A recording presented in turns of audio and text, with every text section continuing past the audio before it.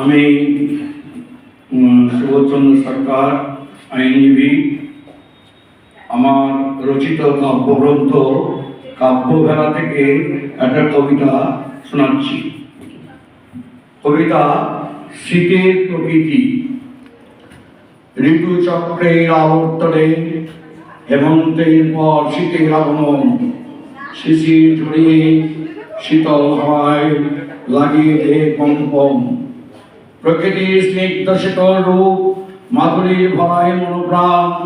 শীতের সকালে কুয়াশা, হিমের হাওয়া করে আনন্দদান। একটি ধানের শীষের উপর একটি শিশির বিন্দুর আভা করে প্রকৃতিকে ঝলমল। পাখির কলকাকলিতে বাড়ায় অপরূপ শোভা। মাঠে মাঠে ধান কাটে চাষা, মনের আনন্দে গান গায়। প্রস্তুতের ঢাক দিয়েছে, আয় রে চলে আয়, আয় আয়। বোঝায় করা সতেজ শাকসবজিতে বিক্রেতা বসরা সাজায়।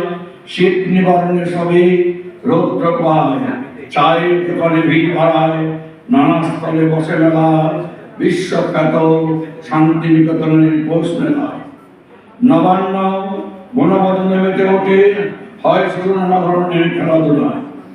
খেজুরের রস, গোয়া, নলেন গুড়ের পাহাড়ি সন্দেশ, নানা মিষ্টি শীতের সকালে উপাদেয় খাদ্য যোগায় সবার মনে পুষ্টি।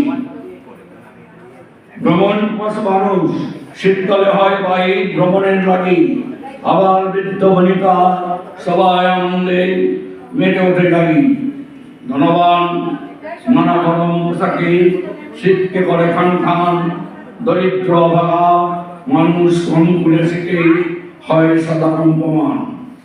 বৃদ্ধ বৃদ্ধা রোগীদের শীতে জড়তা বাড়ায়, পরে হাঁসফাঁস। তাই তো কথায় আছে, কারো পৌষ মাস কারো সর্বনাশ। নমস্কার।